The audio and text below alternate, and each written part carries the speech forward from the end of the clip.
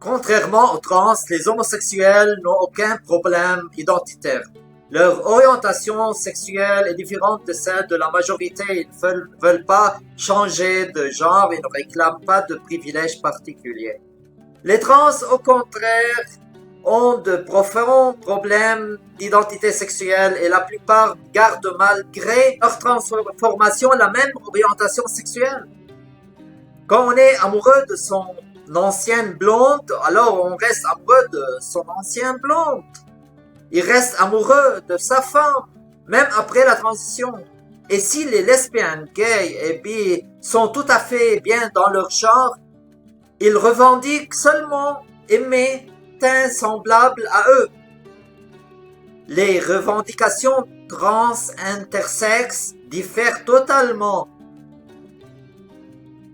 Ils veulent ne pas subir des problèmes psychiques. Quant à l'intersexe, le problème est ailleurs.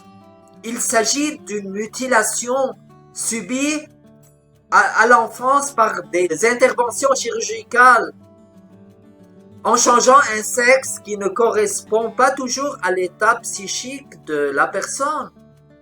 Bref, tout cela pour dire que rien n'est simple d'un seul mouvement gay et lesbienne bi à l'origine.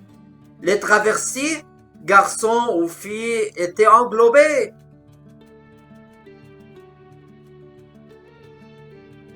Il y a des extensions à n'en plus finir. Les revendications n'ont ni queue ni tête.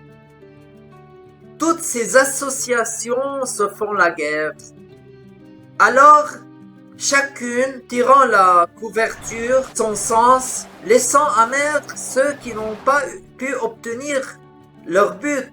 Alors le problème des trans est récurrent. Certains sont de véritables transsexuels qui sont mal dans leur sexe de naissance, théorie du genre, et qui vont jusqu'au bout de leur assignation sexuelle en subissant les interventions chirurgicales.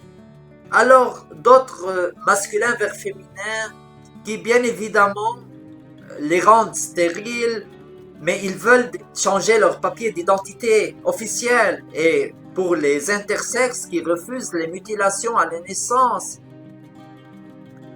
sans leur consentement et sans leur donner le droit de choisir son sexe. Bref, tout cela pour dire que certaines organisations présentent des revendications aberrantes qui n'ont pas leur place parmi les LGBT.